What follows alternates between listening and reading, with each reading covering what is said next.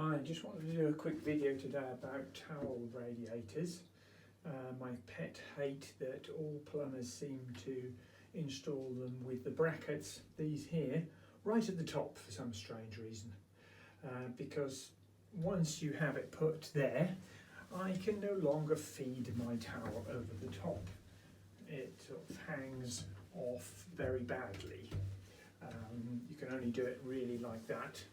If these are mounted down here, the radiator is still fixed well to the wall, but it means that you can feed more than one towel over the top of the radiator.